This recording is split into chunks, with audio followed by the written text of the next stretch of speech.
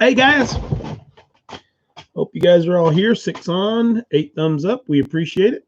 We got Debbie Van Falzen here. We've got Miss Nims. We've got the Cajun Homesteader. What's going down? Fairy Tale Creation.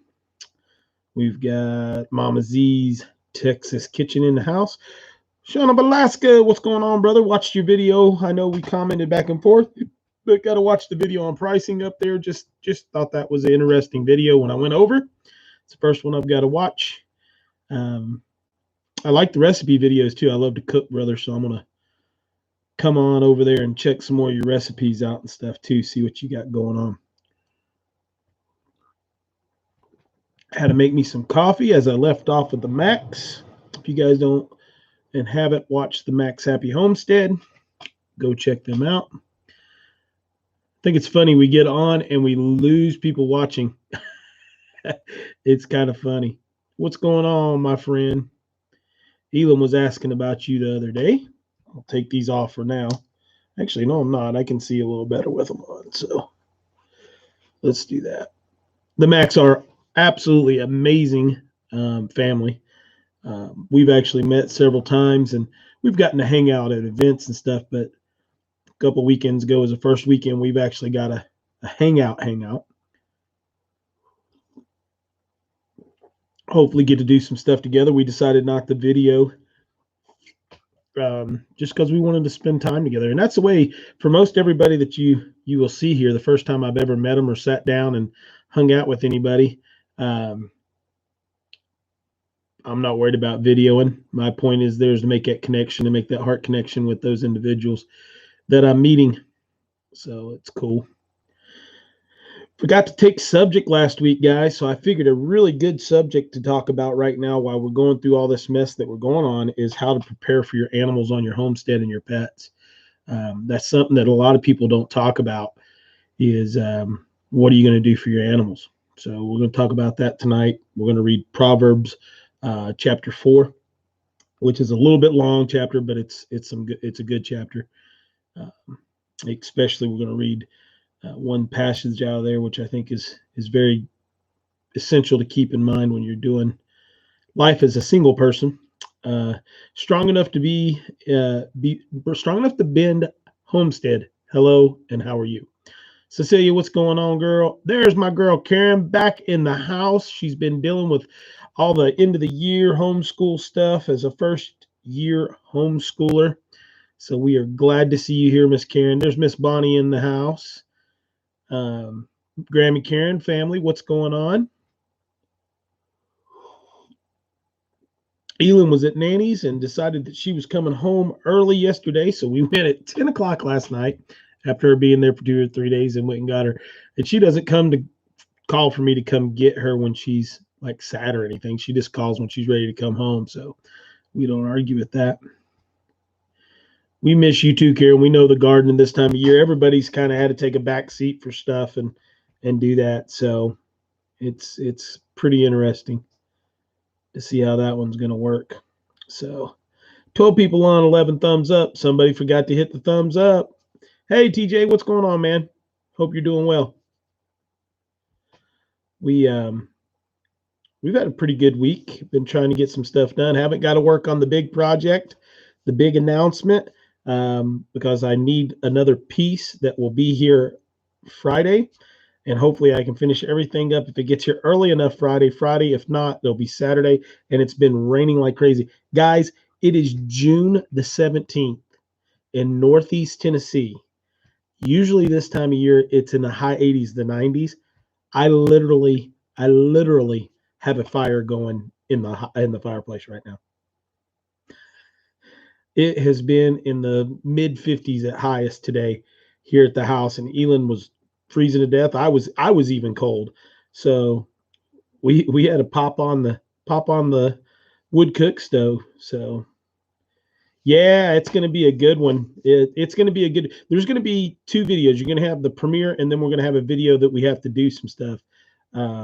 We are at about 3,500 feet above sea level, so. That's about where we're at. Yeah, 95 in Vermont today. What's going on, people? What's going on? So let's see. Heck, we were at 62. And I'm telling you guys, it's crazy. We're in a 6A, 6B, not 6A, 6B here, and it's just craziness. Lisa Beck, how's it going? Wish I was in Upper Michigan and it's in the 80s. Would love to have a fire today. Yeah, it's craziness. I almost made another cheesecake today just because I had the stove cooking up, but I didn't want to get it cooking that high. I just got it where it's just kind of smoldering and holding heat. Um, so, but man, it was crazy. So he said it's been 50 there and down to 35 at night. Yeah, it's been like right now. It says now you got to remember we're always about 5 to 10 degrees cooler, but it says it's 67 right now here. There's no way. It's not possible. I need one of those little home weather systems. I need one of those to go outside and keep up so I can tell. We have a totally different. We can't go by the weather up here, so it's kind of crazy on how all that is going. Is anybody got any news? Anything that's going on right now we can share while we're just sitting here chit chatting for the next 10 or 15 minutes? I'm in a valley between mountains where I live, so I get subtropical here in the summer, and odd as that sounds. Yeah, no, I mean you have little places that lock down like that, honey. I agree. I can't talk tonight. Freaky Geek, what's going on? Grandma Karen, need to put one on your wish list. Yeah, Grandma Karen, I should probably do that. Put that on there, but we have bigger things we need to have done right now, so we have to get a vehicle. Hey, there's my sister, Mims's garden. We are just in a position where we are going to have to make that happen. So all of the extra cash and all the extra money that we have coming in is going to have to go to that.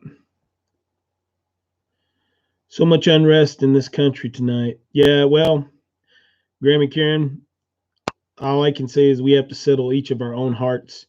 And if we can do that, we can help settle the rest of the hearts in this area. Yeah, no, we have a vehicle. We have to come up with a better vehicle. Um, we could be without a vehicle anytime really soon. So it's just the way it is. So we got to get that done.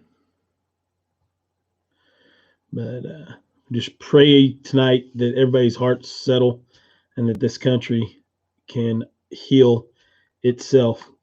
We talked about this last week a little bit, but I've had several emails and conversations with individuals over last week's conversations and stuff on what's going on in the nation. JJ Cooper, what's going on? Hey, good to finally say hi. We have crossed aisles several times, and it makes me proud someone here has an active channel. I am working on mine. Good to go, JJ. We'll have to hook up. I think if I know who you are, I think you're here in my local area, if I'm not mistaken. But what I was going to say is we have got to understand that the Constitution covers everybody. Okay. And I'm going to play both sides of the coin on this conversation right now. And the way that works is the Constitution can't just be good for your rights. The Constitution has to be good for everybody's rights. And when you get to the point of when you have where you believe you have a tyrannical government, you have the duty and obligation as a United States citizen to overcome that situation. And we have people that think that that's where they're at right now, and rightfully so in some cases. At the same time, when you have people that are taking private property and claiming it as their own from other people, which we've done as a country since this country was founded, those individuals that the property is being taken from also have those same rights afforded to them. That's okay, Mims. If you need to jump off here, go do what you got to do. Give moms a hug and tell Terry I hope he's feeling better. I haven't got to Marco you, but What we need to do is understand that both sides are fighting the same fight. We just have to have a better means of fighting that fight. Burning down private businesses, vandalizing personal vehicles, and things of that nature are not going after what the problem is.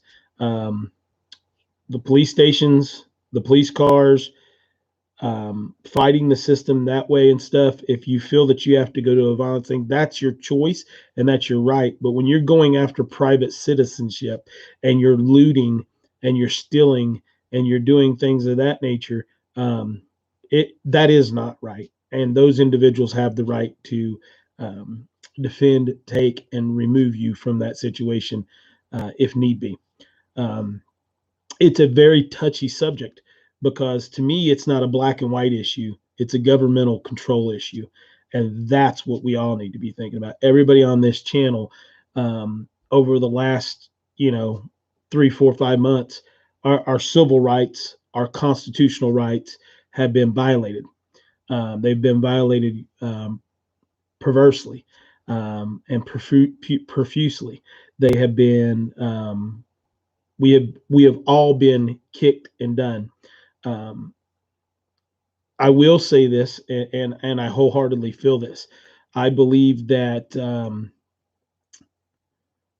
the media overplays a lot of things that are going on, but I think that we have a issue as a former law enforcement officer, um, that we do have an issue caused by the system itself internally that allows bad cops to stay on the job. And I'm going to make some people very, very mad with what I'm getting ready to say, especially some people that are from up north and stuff. And I mean this 100%. So if you don't like it, you can check off the channel right now and go on. Um, but unions, I hate unions. I think unions, I don't care if you're part of one or whatever, are part of the biggest issue that we have in the United States of America. I think it was a corrupt system when it was founded. I think there was much better ways to protect people's rights in the workforce. I think there was much better ways to protect children in the workforce than union. A union has done nothing but allow individuals that don't deserve the pay that they're getting to be paid. They have allowed individuals that don't work to be able to stay working. They've allowed people that violate and disrespect and are not of quality to retain their jobs. And in my personal opinion, um, I have no use for them. I have no use for them. My father um, worked for Ford, and I'll say that straight out. Worked for Ford, and he said I think it was 1974 or 76, right after I was born, that he was part of the union. He participated in the union, and um, in 19, I think it was 74 or 76, the unions became where they were no longer paid for by the union, by the individuals in the union, but were paid by the businesses that the unions were there, like the auto industry and things of that nature. The business started to pay. And when that started to happen, um, the loyalties of those individuals at those higher levels in the union then reverted from those individuals that were members of the union and started to slide more and more and more toward that company or that entity in which the union was supposed to be protecting the individuals from. Um, but when you look at the police unions and you look at the pilots unions and the airline unions and things of this nature, it allows individuals that that have violated policy, have violated rules, or broken rules to be able to be retained after multiple offenses. And then, as long as they have a good union rep, to continue and continue and continue to violate stuff. Mr. Floyd was not a good man. He was a criminal. There are things that he did that were not good. We cannot, that's not a dispute. That's not anything else. But he was not a man that deserved to have his life taken away by a cop that was just as equally bad as Mr. Floyd was. And in a lot of cases was worse than what Mr. Floyd was, because he was an individual that was given the duty to protect and serve. And when you take that oath, such as I have twice, guys, I've taken that oath to serve and defend this country against foreign and domestic. Um, when that comes forth and that happens, um, it's a disgrace, and it's something that should never happen and shouldn't allowed to be able to continue. But it is, and mostly because of the unions. Um, it's just craziness. So, Amy Well, how are you doing? Carol, how are you? She Bear Acres, how are you? Fancy Farm, how are you? Thank you. I appreciate you, Fancy Farmer. You kind of come in while I was on my soapbox a little bit. So we're going to get into some stuff. We're going to discuss tonight how to prepare your homestead and your farm or your city stead for your animals and your pets. We're going to talk about what you need to try to have put up to protect them if something does happen, such as what's gone on for the last 4 or 5 months. We're also going to read here in just about 4 minutes. We're going to read some scripture. We're going to read Proverbs chapter 4, and we're gonna talk about that and go through that. Then we're gonna open it up, and we're gonna have some questions, and we're gonna just have a good old time tonight. I'm glad to be here. It's been a guys. It's been a rough couple of months. I've had a lot laying on my shoulders and on my heart. We in a lot of aspects we are doing amazing. ELYN is a phenomenal daughter. I'm trying to be the best dad that I can, but when you start piling everything on, just as everybody else in this chat has had on there, when you put, being a single father, trying to run a homestead, having vehicle problems, which financially we finally just got to a point where we were kind of straight and leveled out, but now you're throwing in possibly having to go in debt for a vehicle. When you throw all that stuff on top of the situation that we have at hand right now, and you are a patriot, you are a individual that loves this country, that loves our Constitution. Um, when you're that kind of a person, it weighs on you. So for me to sit here and tell you that that's not, the coronavirus hasn't weighed on me. The coronavirus is going to do what the hell the coronavirus wants to do. Excuse my language. Hey, Debbie Perry, how are you? When you start talking about that, um, it weighs on a man like me. I'm sure it weighs on a lot. Hey, Suzanne, nice to see you in here tonight. It weighs on a lot of us that are in this chat tonight. So we have to have faith. We have to pray. We have to ask God for guidance at this time.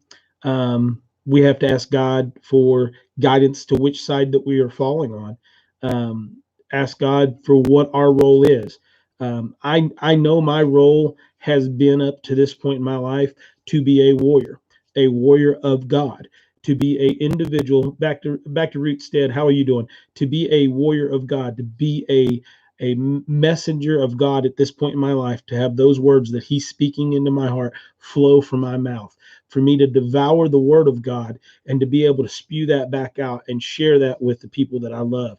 And you guys are some of those people that I love. That's my job. But I have skill sets. I have things that I am good at.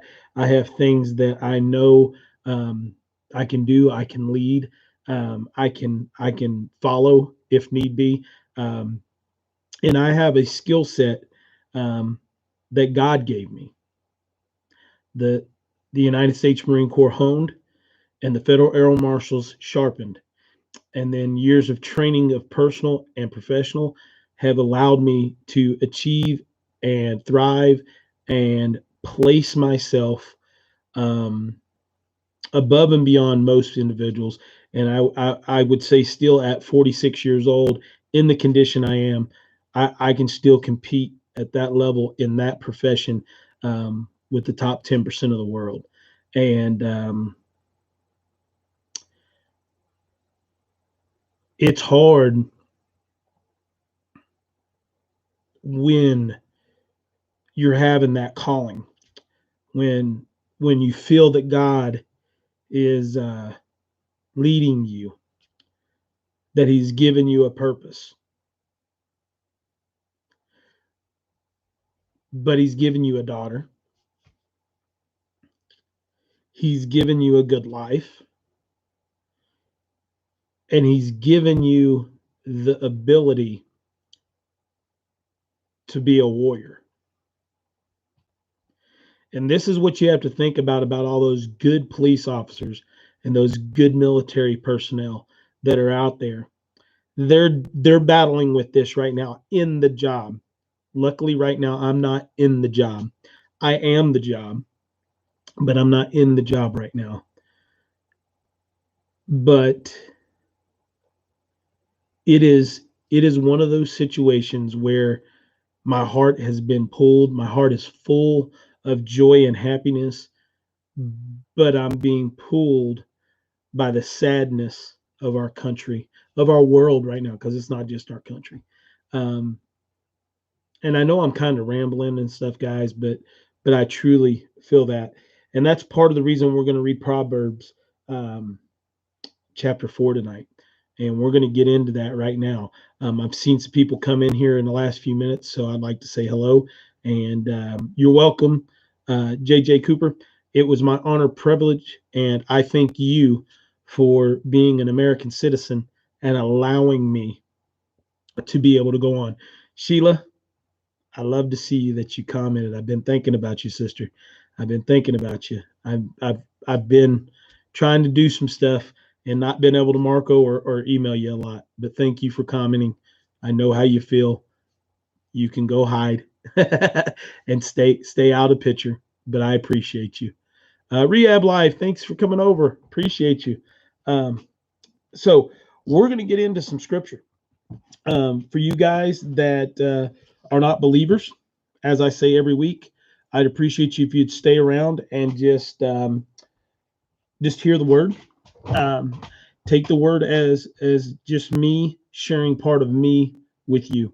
I would like to say, for those that are believers, check yourself. Yeah, I called you out, not the non-believers. Check yourself. Dig deep, close your mouth, open your heart, and listen to what God is truly telling you right now. Because it's not what's being spoken to you by the word of a man's mouth, but from the lips of Jesus Christ, of God, our Lord and Savior, of Yahweh. That is there for you. Settle yourself. Hear him. He is talking. He's sharing with you. He loves you. And if you don't think he's there, he's probably carrying you. So just still yourself and listen. Okay? So I'm going to read this scripture. I'm going to scoot just a little bit to the side because the lighting is a little bit better. Chapter 4 in the NIV. I've told a lot of people I read the NIV because the NIV provides a lot of other places for you to go and look that supports the word of God that is not the Bible. Sanskrit, Egyptian text, Roman text, all of these things that you need. So it gives you the ammunition to go in and have an intelligent conversation with someone and pique their interest without beating them with the Bible. It allows you to be able to talk and go through that. Garden for Cheap. Hey, Rachel, how are you? Misha, how are you? Thank you and welcome. So let me get into this. For you guys that are new, because I know there's some new names on here tonight. I've seen several. Before I get into reading, all the old blue wrenches here already know this, and most everybody else. My name's Chris. I'm a single father. I live in the beautiful Appalachian Mountains of Northeast Tennessee, and we are rocking and rolling up here. We are a faith-based channel. God is at the center of most everything that we do. We try to use the biblical sense of why we garden, why we homestead, and why we do the things that we do, because those were his orders to us after the gates or the magic as I say, to the Garden of Eden was locked away from Adam and Eve. We are here for everybody, not just for Christians. We're here for everybody. I have severe dyslexia. So when I read scripture, sometimes it's a little broken, sometimes it's a little off cadence, sometimes it comes out crystal clear. And usually when that happens, it's because God is speaking through me. God truly has grabbed a hold of me and allowed me to articulate myself in a little bit or better manner. I'm a very intelligent individual. It's just hard for me when I go to read the written word. So I'm going to read this, and it's a long chapter, so just stand by. And in the NIV, chapter 4 is they usually have a little title above them, and this is it's called "Get Wisdom at Any Cost." So, listen to my sons, to a father's instructions. Pay attention and gain understanding. I give you sound learning, so do not forsake my teaching. For I too was a son to my father, still tender and cherished by my mother. Then he taught me, and he said to me, take hold of my words with all your heart. Keep my commands, and you will live. Get wisdom, get understanding. Do not forget my words or turn away from them. Do not forsake wisdom, and she will protect you. Love her, and she will watch over you. The beginning of wisdom is this: get wisdom. Through it cost all. You through it cost all you have. Get understanding. Cherish her, and she will exalt you. Embrace her, and she will honor you. She will give you a garland to grace your head and present you with a glorious crown. Listen, my son, accept what I say, and the years of your life will be many. I instruct you in the way of wisdom and lead you along a straight path. When you walk, your steps will not be hampered. When you run, you will not stumble. Hold on to instructions. Do not let it go. Guard it well, for it is your life. Do not set foot on the path of the wicked, or walk the way of the evildoers. Avoid it. Do not travel on it. Turn from it and go on your way. For they cannot rest until they do evil.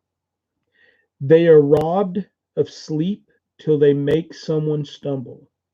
They eat the bread of wickedness and drink the wine of violence. The path of the righteous is like the morning sun, shining ever brighter till the full light of day. But the way of the wicked is like deep darkness. They do not know what makes them stumble. My son, pay attention to what I say. Turn your ear to my words. Do not let them out of your sight. Keep them within your heart, for but for they are the life to those who find them, and health to one's whole body. Above all else, guard your heart, for everything you do flows from it. Keep your mouth free of perversity. Keep corrupt talk from your lips. Let your eyes look straight ahead. Fix your gaze directly before you. Give careful thought to the path for your feet, and be steadfast in all your ways. Do not turn to the right or the left. Keep your foot from evil. So many amazing pieces of advice in Proverbs 4. I read that today for exactly what the busy little house just pointed out. I read Proverbs 4, verse 23, and I'm going to read it to you again. Above all else, guard your heart, For everything you do flows from it. Now, he didn't tell you to guard your mind. He didn't tell you to guard your body. He told you to guard your heart. When it comes into the point when people are talking about this, and let's talk about what else he talks about. He talks about learning. He talks about his teachings. He talks about your ability to gain wisdom. Okay, wisdom to me, in my interpretation, is the common sense and the knowledge of the Lord. Wisdom is what guides you, what makes you strong, what makes you steadfast, what makes you prosperous. Wisdom is totally different than intelligence. Intelligence is what you can learn and read from a book. Intelligence is your aptitude to retain something. When you look at science, and that is part of what this is talking about: wisdom, learning, talking, understanding, common sense, looking at the full picture. When you look at all that and you start putting it together, and we look at it in modern day of what we know about the brain, the heart, and the stomach. Your heart has more neurons and more receptors than your brain.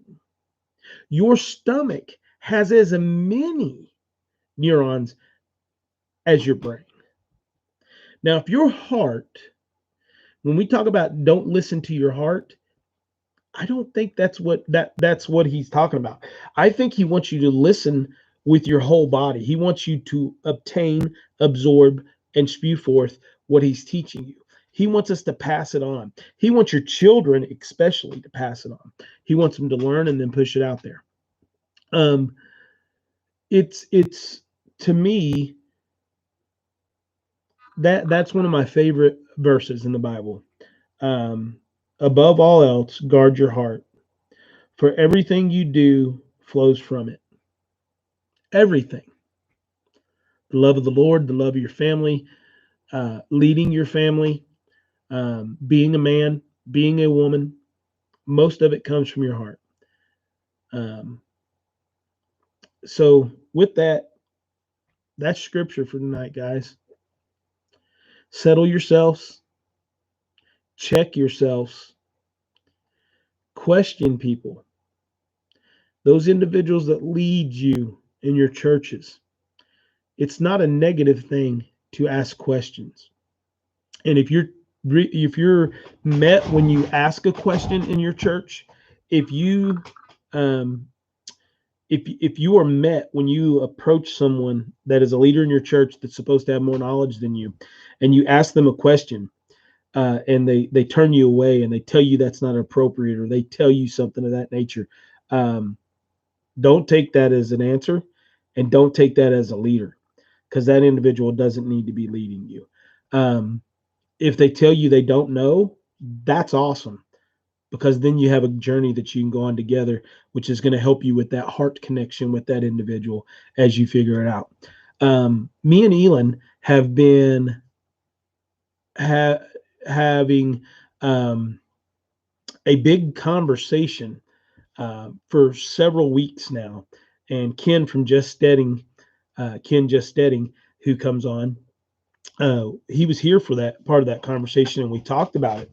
And ELYN asked me several weeks ago, hey, Martha from Tennessee, I just planted a chicken garden today. I planted as much as I could find on the internet as to what they eat, millet, stuff like. Oh, awesome. Good to go. We're going to get into that in just a second.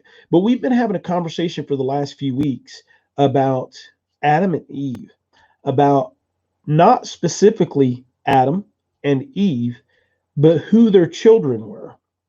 And ELYN asked me, she came up to me and she says, Dad, what were Adam and Eve's children's names? Well, we all know Cain. We all know Abel. We know the story of Cain and Abel. Most of us know Seth. But there's three more children. Adam and Eve are supposedly have three children. We know that one of those children was a daughter at least, but we don't know her name. We don't know um, the other two children's names.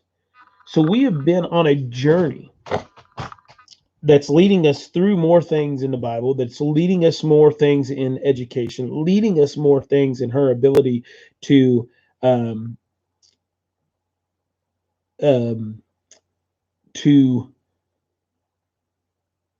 push herself beyond and push me beyond in my knowledge of the word, and things of that nature. So, we use Google, we use Bible study program that's online, we use the Bible itself, we use the NIV because it allows us to then go through and look at other information.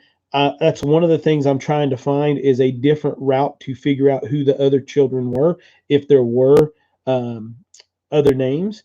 Um, and we are on that journey.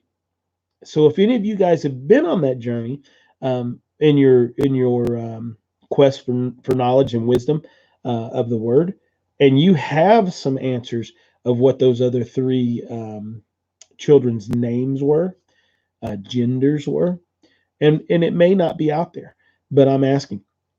Uh, so let me go up here and read a couple of these comments that are going on, and then we'll get into our conversation tonight. I need to get a Bible as far back as I can remember. I have never owned one um, of my own. I need to find one. TJ, where are you at? And I don't suggest going one over the other. I do like the NIV. The reason that I like the NIV is, like I said, it gives you reference on each page per scripture to where to go look and figure that out. Um, Somebody post my email for me if you don't mind, one of the mods. TJ, send me an email. Send me an email and send me your address. Because, brother, I'll gift you the word. I'll send you one. The first Bible is the King James Bible version. There are Bibles apps too. There are. But TJ, having a copy in your hand is an amazing gift, and I would like to gift that to you.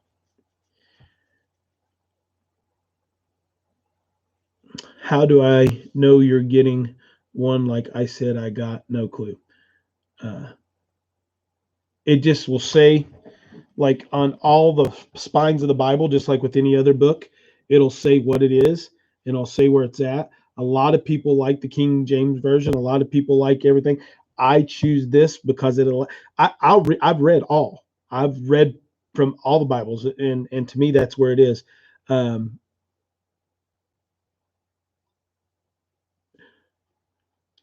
TJ, talking to you, not the other 40 people that are on here.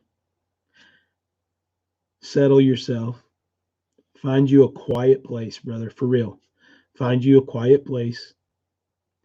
Take a knee. Talk. And if you listen real hard, he's there. This book, this book is a guide. I said it on here a million times. This book is a guide. That's all it is. It's a very good guide. Keep it close and read it. Send me an email and you'll have it. Mims's Garden just posted all my information and we'll take care of you. A young Young concordance will help you. Young's concordance will help you a great deal. And I'm actually looking for some of those. And I actually am looking for a couple of other books that Ken Just Steading has that will help you actually read. And I would suggest that everybody on here go find these books because it is one of those things that will keep you from sounding like a total idiot with someone that knows the Bible. And you think that I'm joking, but you would be very surprised on how many people will try to spew word of God to you and not have a clue about what they're saying. there's a lot of things in new versions of the Bible that are not what the Bible says. So just keep that in mind. There's the Young's is a great choice. I can't read that off of there right now. There's some other stuff there. Okay, let me see here. We have a bunch of Bibles. Hubby reads and writes in Hebrew. Yeah, the busy little house. Her husband speaks Hebrew. We've actually had this conversation on here. That gentleman is very, very intelligent as well as wise. I have never personally got to meet him, but look forward to one day being able to visit with that entire family. Even though they live in Canada, that is a goal of mine because they are absolutely wonderful. There you go. Mims just posted up Young's coordinates on concordinates on Amazon. So there you go. I have a great King James version with a study guide. Yeah, the difference between the study guide, let me show you guys something if this will pick this up. The difference between the King James study guide and what the NIV does is this is your actual scripture, okay? Then this down here is explaining different words, where they are, where to go in Young's to find it, where to find out individual stuff. And then, like, for instance, I know there's one here in the beginning that I can show you how it references supporting documentation, how it references supporting timelines of culture that is not Christianity, that is not biblical. This is sand scrolls and things of that nature that were written by other societies and different people that mention Jesus Christ, that mentioned the great floods, that mention the miracles that Jesus Christ did here on earth while he was walking in how would I say in the place of his father as a physical being on this earth. Just to me, I don't care what Bible you read. You're reading the Bible, it's great. I just like the NIV for that purpose. So I may have to agree to disagree on some versions of the Bible. Absolutely, J.J. Cooper. And that is why we live in America. That's why Jesus gives us the wisdom to use. I say it all the time. I've said it tonight. This is paper. This is paper. This is a guide. This is just paper, though. The part that you have to understand is you have to figure out this. And what this is a direct line, just like your phone line, that goes up there. But it takes this here, this bridge, not this bridge of the building. You understand that? It takes being able to eat the word. It takes being able to have the church, which we're doing right now between us. It's not about the building. It's not about the steeple. It's about, if you do the old attitudes, here's the house, here's the steeple, open up the doors, and here's all the people. It's about this, not this. Okay. People get mad at me if you're new here and you are big into the church as far as the building goes. I'll tell you now, you're wrong. The fellowship is what's right. The people are what's right. It's not about a building. It's about the people. It's about the blood that flows through each and one of our veins, no matter the color, the race, or your creed, no matter your religion, because Jesus Christ loves each and every one of us, no matter what we are doing or what we have done. That doesn't mean that he's not going to let you fall on your face. That doesn't mean if you don't accept him that you're not going to hell. It does not mean any of that. What it does mean is that he loves you and he will be there for you anytime you choose to accept that he gave his only son and he died on the cross to erase all of our sins. Erase them. Done. Finished. It's over. And we keep spinning and defecating on that gift every single day. And it's not just the bad ones. It's not just the bad ones. It's the ones that think they're good that do it as well. Let's see here. Oh, Rehab Life. Awesome. That will be scripture for next week. Rehab life. Matthew 18:20. All right, I'm going to do this before we get going any further. Let's see. JJ Cooper, I know you're new on here. What I do most every week is I pick someone to do scripture.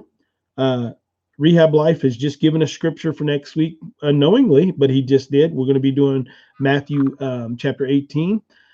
We don't read just verse, but what I would like to ask you to do, JJ, is if you would please honor us with picking our subject for next week.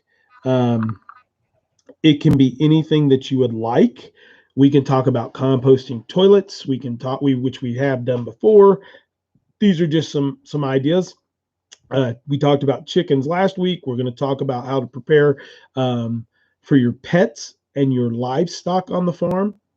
We're going to talk about, we can talk about whatever you would like. So JJ, just think about it here while we're doing this live and while we're discussing stuff tonight. Maybe something in the discussion will pique your interest about going further. We do live completely off grid. We have solar, we have the wood cook stoves, and we do have propane as a source backup. It's been primary, but now it's backup because we've got all the stoves hooked up. But it can be about anything you would like to talk about homesteading related.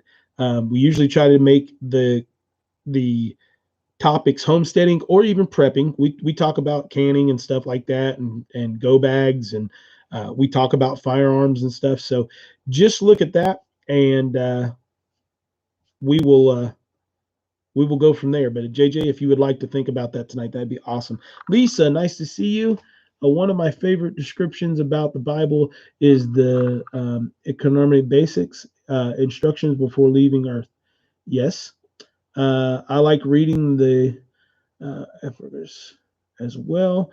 The Adam and Eve account says they had 63 children altogether. Yeah, you go through and we find different things. You would think them being the first, that number would probably be a more accurate number. But we only mention, like I said, in a modern Bible, in all of them, that it talks about that they had 6 children. Once again, we can go into a lot of stuff in here. I do love to have conversation with you about all this, but have to go to sleep. Hey, good night, Bonnie. Thank you for coming in. We'll get in touch with you soon. All right. So let's get into subject matter tonight. Pete's Little Homestead, good to see you in here. You're not late. You're always on time, brother. So we're going to talk about preparing for your animals. We're going to talk about preparing for your pets on the homestead.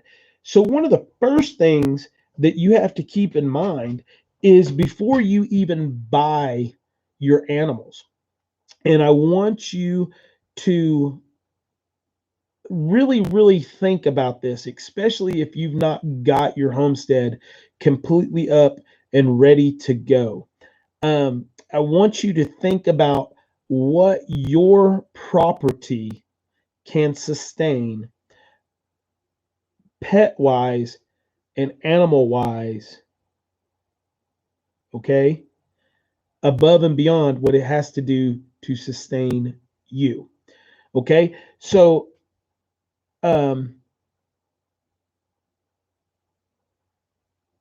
yeah, sure, brother. Send me a message, JJ. So, what I would like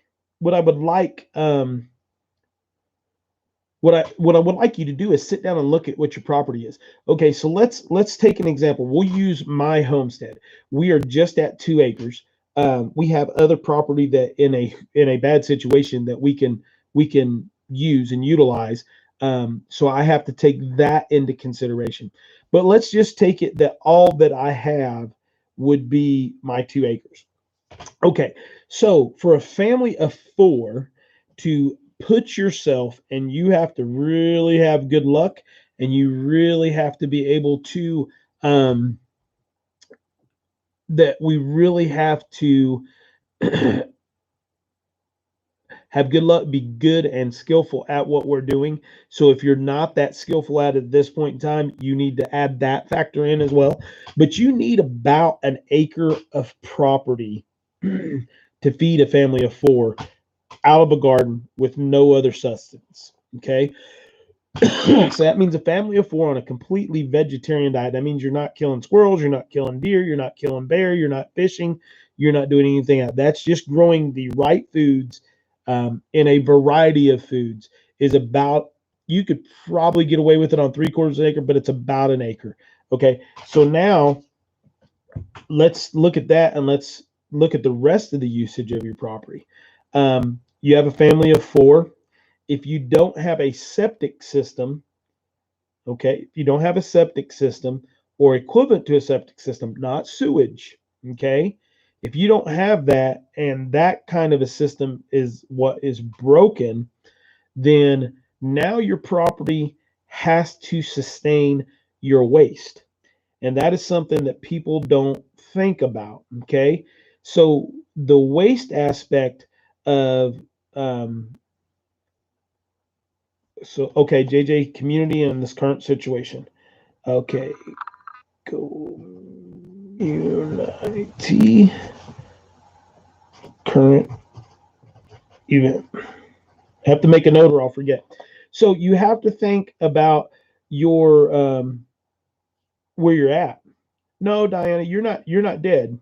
You have to be creative. And I'll get into that, and we'll talk about that a little bit more. So you then have to figure out how to get rid of this waste or incorporate it in a useful manner. So Humanure, there's great books out on how to use Humanure, which is using human feces for gardening and composting. Not ideal, but you can. And in those situations, you're going to have to. You do not get sewage until liquids, urine, and solids, crap, mixed together is when you get sewage, and that's when you get a lot of problems. So if you can keep them separated, it works out. Urine is not as hard to get rid of as can it's not that hard. You can dig a 4-foot ditch, you can put layers of leaves, gravel, sand, things of this nature, and make you a gray water system to where you're going. So while we're there, we're gonna divert to the 1/4 of an acre, where you have to come in and you have to get a 1/4 of an acre or smaller pieces of property to be able to get you to be able to be self-sufficient off of that amount of property is being smart while times are good. So therefore, what I always talk about, and we've talked about this in past videos, is when you're putting out your garden, you need to have a rotational period, okay? Not just rotation for your land, but rotation and your crop, but rotation of what your crop is. So for example, this year and last year, I've grown a great deal of tomatoes. So this year, off of the tomatoes I think I've come to about the conclusion that I'm going to go buy several cases of tomatoes, and you're going to put those tomatoes up. So now you may have 2 or 3 years of tomatoes put up from 1 year, and you've still got all of your other baseline vegetables and stuff that you want for your family for the year. Okay, so then the next year, you're just going to grow your baseline. So instead of putting out 30 or 40 tomato plants to be able to can or dehydrate that food, and notice I'm not talking about freezing, because freezing does you no good. Okay, canning and dehydrating is how you want to put up your food, guys. So now you got that point. So the next year, you only put out 10 or 15 tomato plants to give you a good source through the year, and you can still be able to can the excess. But what you would do that year is then you're going to put out the greater part of your garden in different types of beans that you can put up. So now you got that year, you're getting up 2 or 3 years of beans. So now what you've done is you're giving your basic staples, and you would do that on with corn and potatoes and things of that nature. You've given yourself a basic staple of where you've got a cushion. You're preparing now. You're prepping now, if you want to use those words. So now you have that buffer. So now you've taken a quarter acre where you're only getting to put out, let's say a 600 square foot garden. Now you're sustaining. Now you're sustaining that family because you've had this over here put up. So if I only can do once I've got those staples put up after a year or two of doing so, now what I'm being able to do is by putting out 10 or 15 plants, putting out 2 rows of beans versus 5 or 6 rows of beans and doing it that way, I'm still adding to that each year in a smaller quantity, but I've allowed myself to take what I should have a larger piece in there and do that. What you also have to look at is pot growing, windowsill growing, growing in your house and doing things of that nature. So I'm not really reading comments right now, guys, because I'm in the middle of talking. I'm sorry. So if I'm missing your comments, hold them until I come out and I'll talk to you in a little while. And we'll go back to your questions. So when you're doing that, that's where I would say to look at how you want to go through it, Diana, with a smaller piece of property. One of the other things that you want to look at is the amount of property and the amount of waste the animal in which you're going to try to have on your farm is going to take up and is going to produce. Okay. Knowing what that animal can consume, when you're talking about consumption, of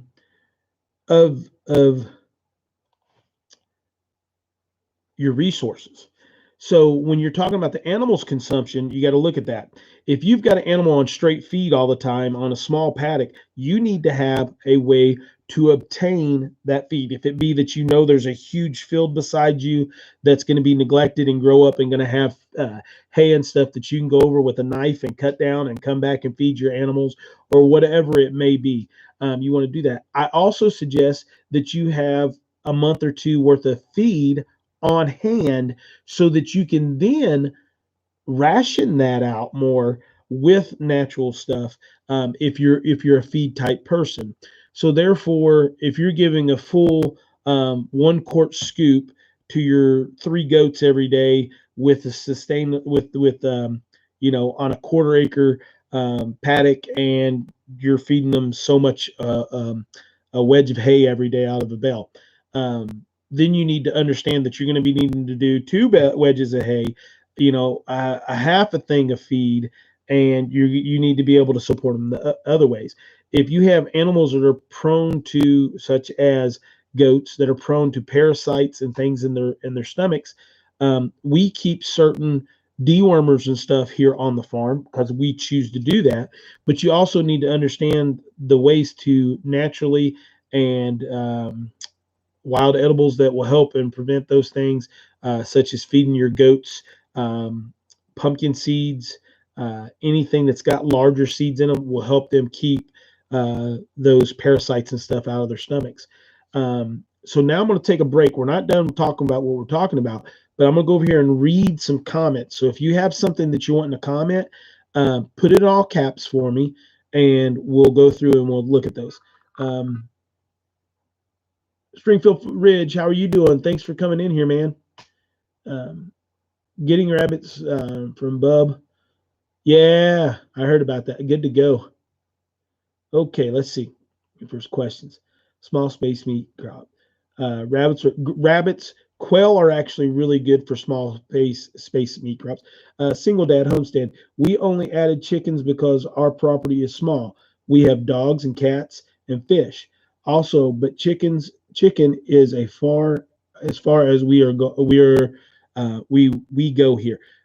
Great, but now you have to figure out, how do you sustain those pets? That's where we were going to go next. We're going to read a little bit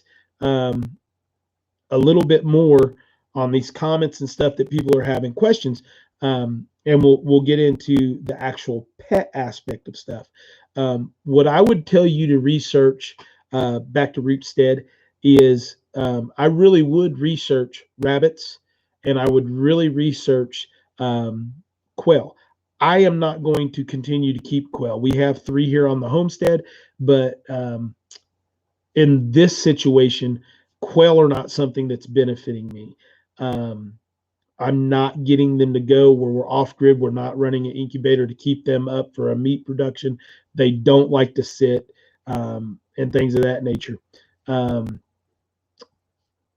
What I would suggest is the reason to look at quail, though, on small property is that you can cage them and keep them up in long runs, so they're not pinned up in just little bitty places, but quail stay to a smaller area anyway. So you can put them in long runs, and you can raise 30 or 40 quail, getting eggs out of them as well, as far as the meat as well, in a garage.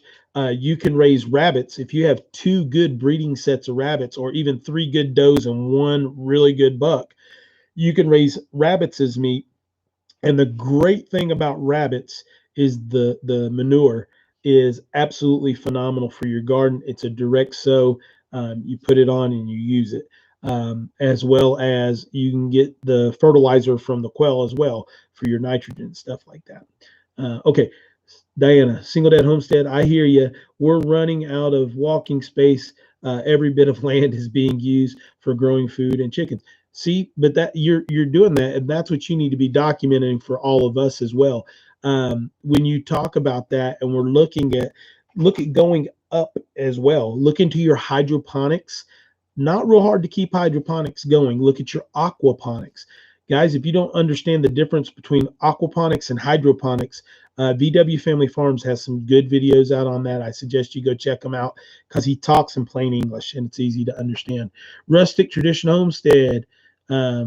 Rush prefer turkeys over quail. Yeah, and the things with turkeys, turkeys are another good one if you have a little more property to do that. We're going to go turkeys this year. We're getting rid of the milk goats. They are actually going to be going to Big Bear Homestead. And the reason for that is my hands aren't sustaining going in and milking. So that's something I'm willing to give up to put turkeys and a larger flock of fowl.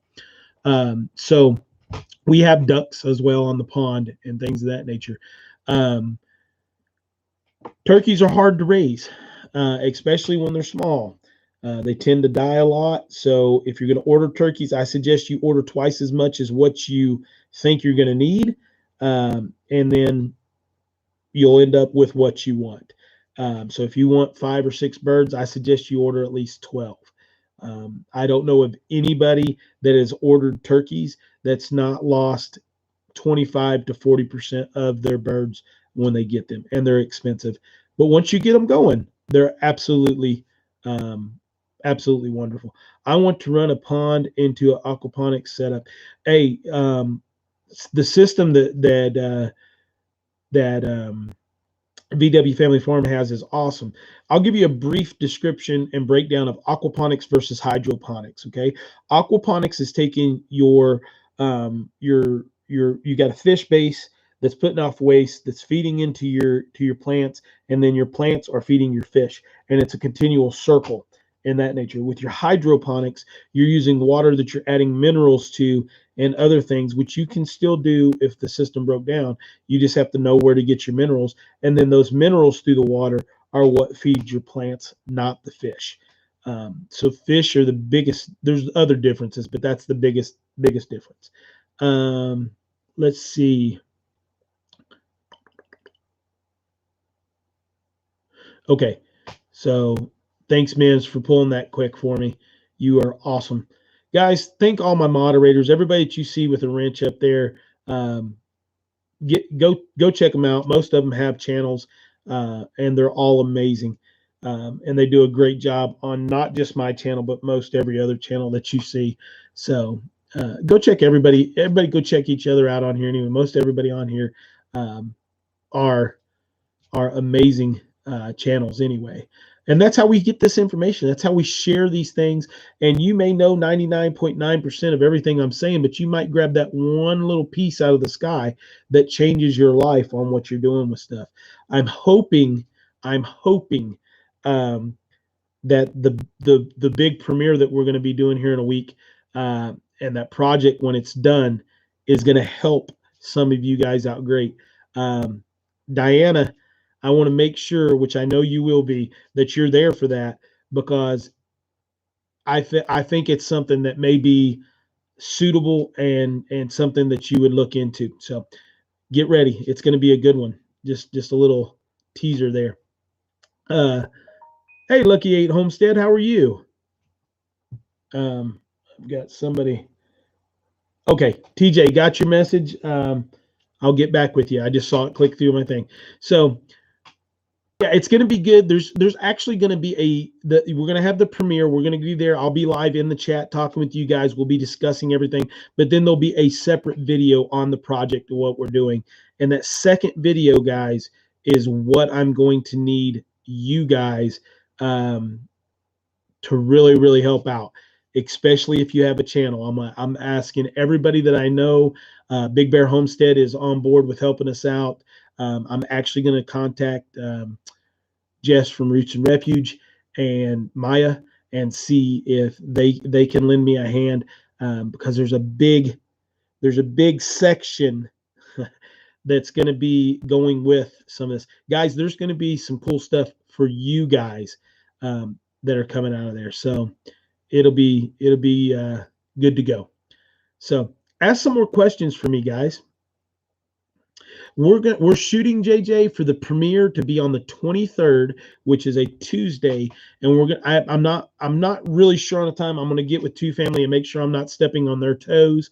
But with Two Family, they go live Tuesday night too, so I'm trying to make it right before then. I know I'm gonna be stepping on somebody's toes, but that's just the way it's gonna have to work for me to do that premiere.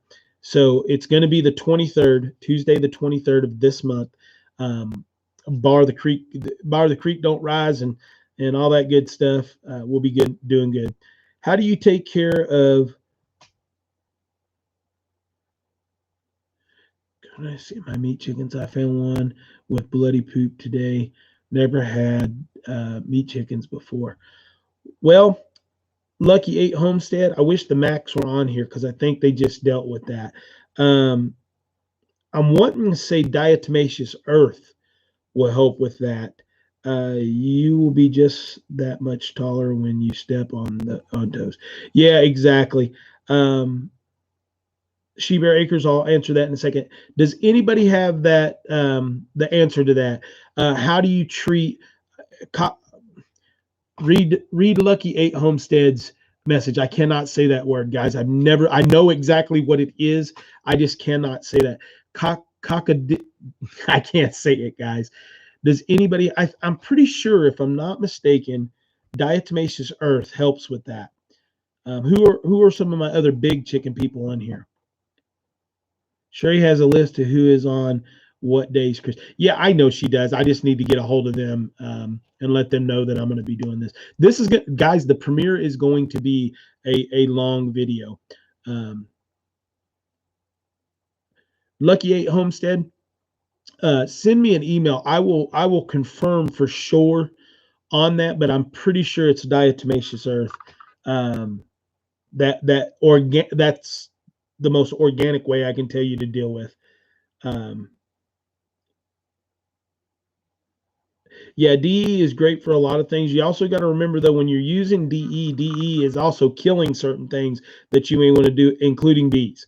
So I use DE under my beehives, but you make sure that you don't get a cloud where it's not real windy when you do that. I have a copy if you want me to email. Yeah, email me that, Cecilia. That would be awesome if you can do that.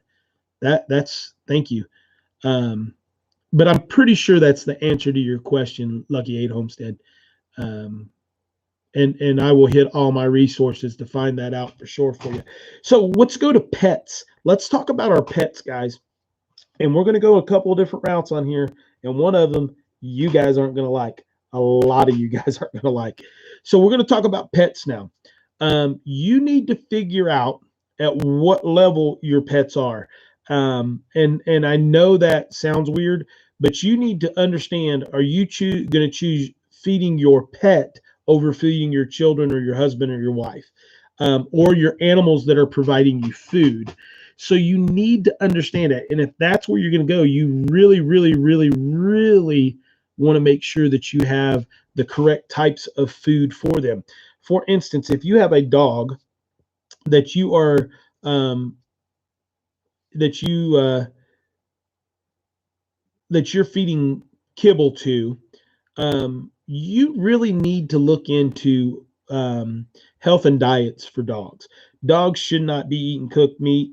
Dogs should not be eating a majority rice-based meals, vegetables, things of that. They need some of that stuff, but they need raw meats. Um,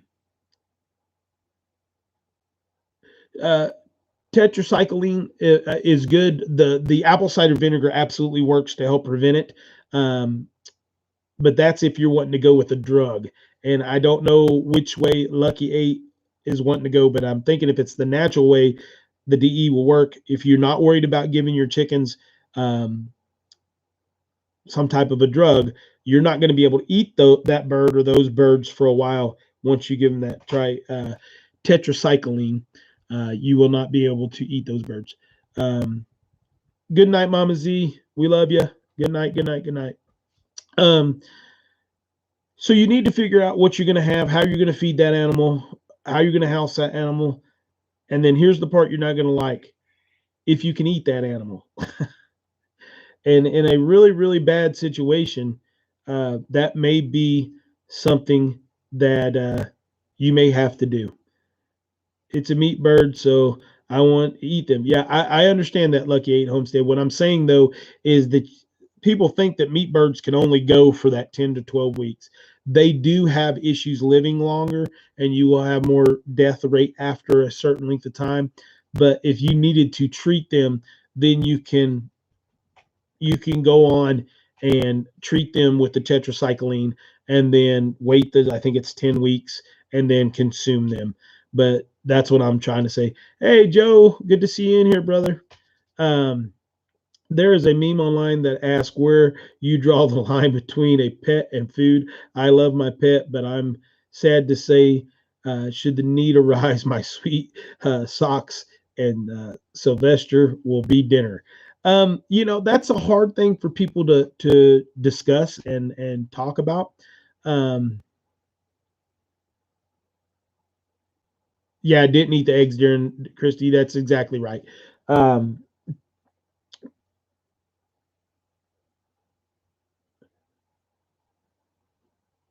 Okay, so back to Stead is staying for Lucky 8. I'm sorry, guys, get off chat, but this all fits in perfect for what you need to understand and know and have the knowledge for your pets and animals.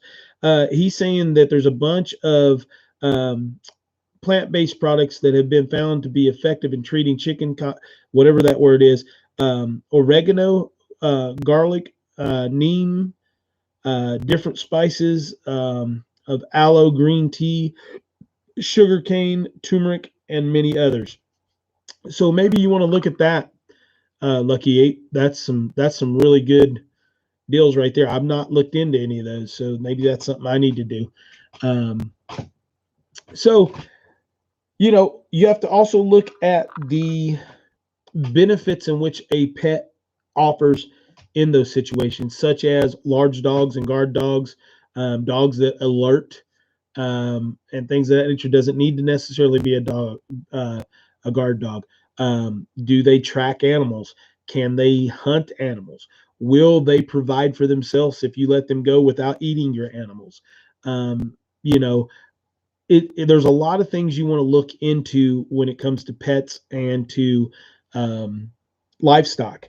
It is a big deal, guys. It is a big commitment when you're getting into homesteading and you're including animals into your homestead.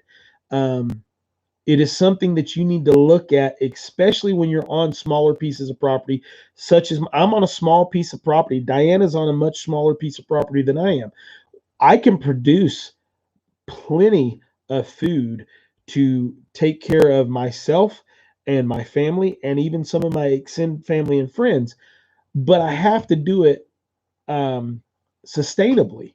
I can't burn out what I have. Now I do have other resources as far as land goes in the area. Um, that's where you have to look and think outside of the box when you have a small area. And one of the ways that you can look outside of the box is to look at your neighbors. So, for example, if you're living in an urban area and you got a 1/4 acre piece of property, and you're putting out your 5, 6, 700 square foot garden, and your neighbor and you are pretty good friends, and they have the same amount, and they don't put out a garden, but they enjoy coming to your house and eating. Thank you, Cecilia. Uh, Eating that fresh foods and eating um, those vegetables that you take them every year, and they appreciate it. Don't be shy to say, hey, can I plow up or till up a 10-foot by 20-foot section along your back fence and come over and maintain it and put out? There's where you can really, really thrive, is when you can get a couple of people in there. And then if it does happen that something goes bad, you can then help them out, and they're not a burden on you for being prepared the way you are. You may have to use knowledge and help, but by using that knowledge, you're also going to reap that reward before that situation happens.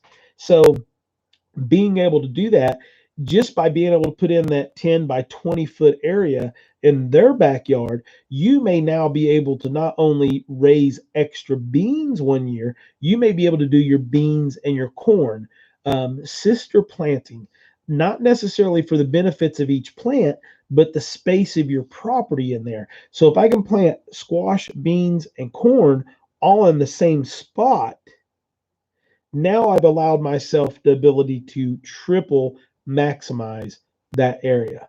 Um, let's see, we got some more stuff here. Do I have a favorite breed of dog for protection from wild animals? The Great Pyrenees is absolutely the best thing. Me and ELYN are talking about that. I'm going to share something with you guys tonight. I've kind of shared before, but it has been serious talk um, in this household. Uh, Raised and started just like the Adam and Eve's children's question by a 7-year-old girl, and we'll get into that in a minute. It took you 2 years to commit to buying chickens for eggs. I have almost 7 acres. Absolutely, it is a huge decision when you're taking out. It is another life, and you know, it's something you need to consider big time. This is my first year Mims's garden. I am new at homesteading. Lucky eight, at Lucky Eight. Let us all know that. Here are here we are seeing so many picture perfect chicken coops areas, but nobody is planning for the winter. Yeah, yeah, exactly. You'll be able to buy, trust me, if things get a little bit better, you'll be able to buy chickens very cheap here very soon. Grown, good laying hens. Chris, that's what I was talking about earlier. Maximizing your crop space and double up on your space as much as possible. Absolutely. If that's going higher with hydroponics, if that goes sister planting, if that goes raised beds and in ground, um, and there's a lot more ways that we can go into that. Not yet. Okay, let's see. Okay, I think I'm in a good place. All right. So one of the things that ELYN has been on me about, one of the channels that we love to watch, that right now, if we're sitting and me and her are, I'm gonna skip the questions for just a second. Um, hey, Mo Homesteading, how are you? Um, is one of the channels we love to watch, and it's because there's kids on it as well, is Good Simple Living. Those guys are not only hilarious, but if you watch their old videos, she and he both are phenomenal at urban gardening and stuff. Absolutely wonderful, wonderful channel, Good Simple Living. And they have he was a police officer. He resigned. They saved every single bit of money that they could possibly save. Bought a piece of land in Idaho, 20 acres, straight out, um, and it is it's amazing piece of property. But ELYN is dead set on having a home in Idaho in the same area. And it's not because of them, it's because she absolutely loves it and thinks that it is the most beautiful place in the world. And she'll tell you, just like here at home. So her ultimate plan is to go out and to buy a piece of property in Idaho. We're going to build a house and we're going to live most of the time in Idaho and come back and vacation and have a place here in Tennessee. Um, I'm just saying that's what she's wanting to do. I have lived all over the world, guys. This is my home. This is will always be my home. We will not get rid of this, Lord willing, the creek don't rise. Um, this is where we want to be. My daughter has not had the opportunities. Hey, Dodie.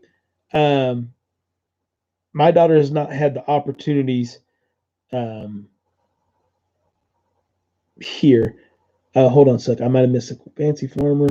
If he misses your question, I believe he will turn 40. I am going to be 46 in August.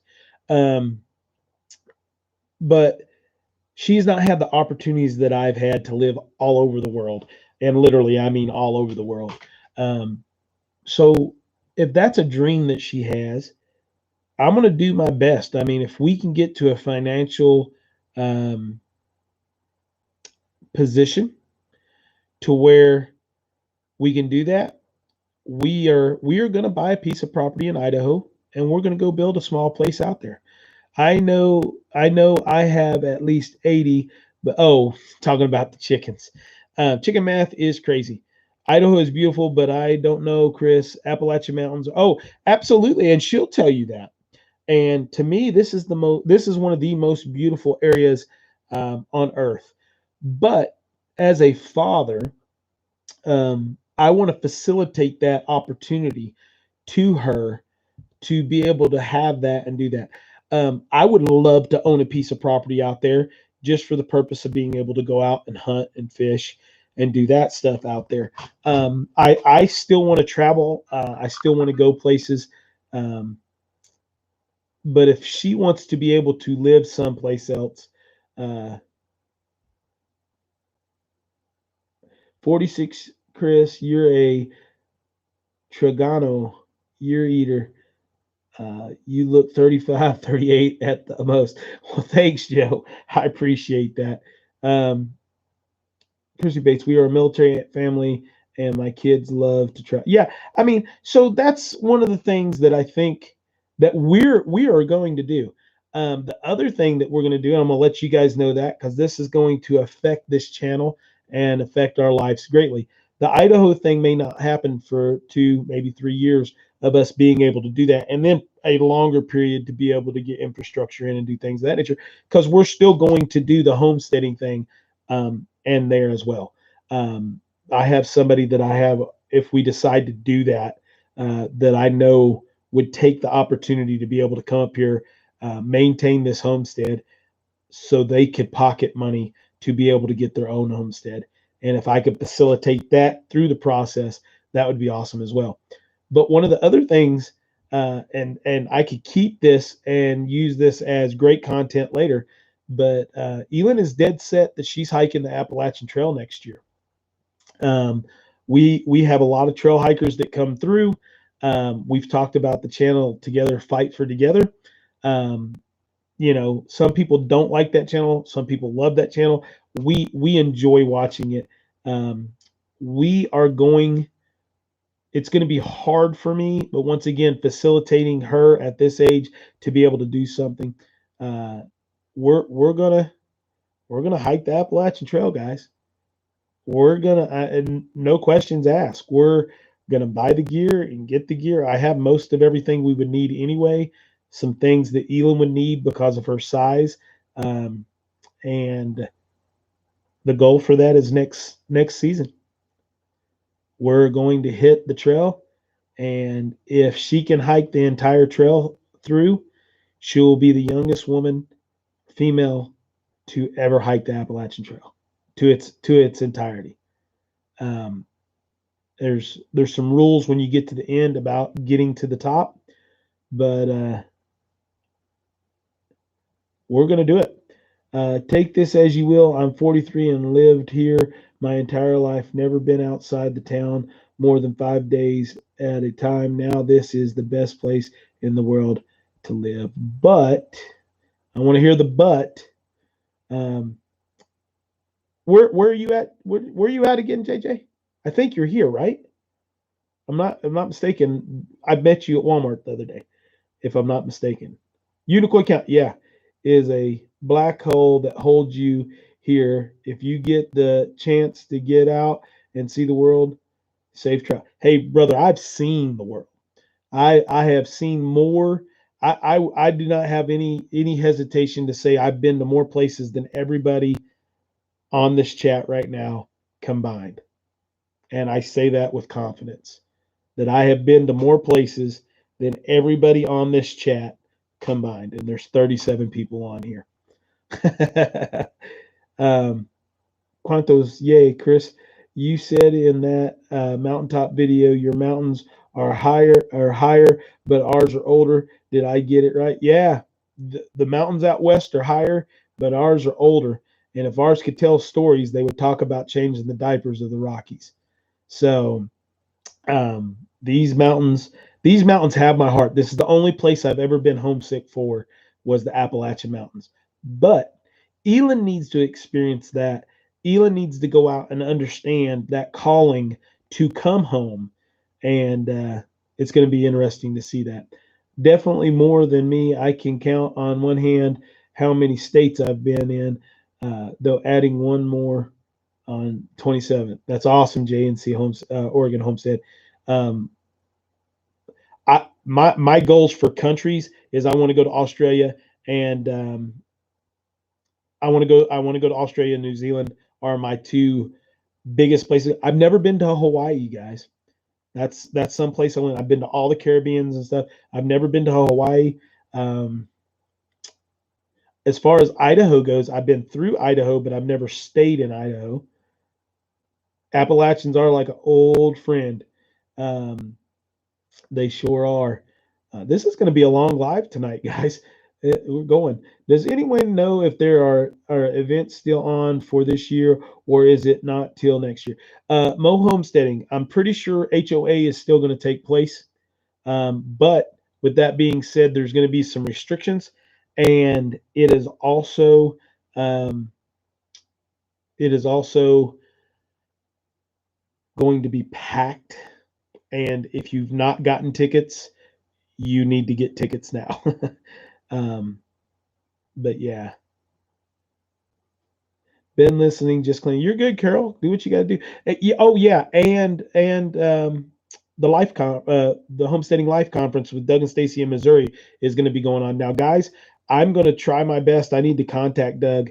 I'm going to try my best to make it back out there for that one because that one is absolutely amazing.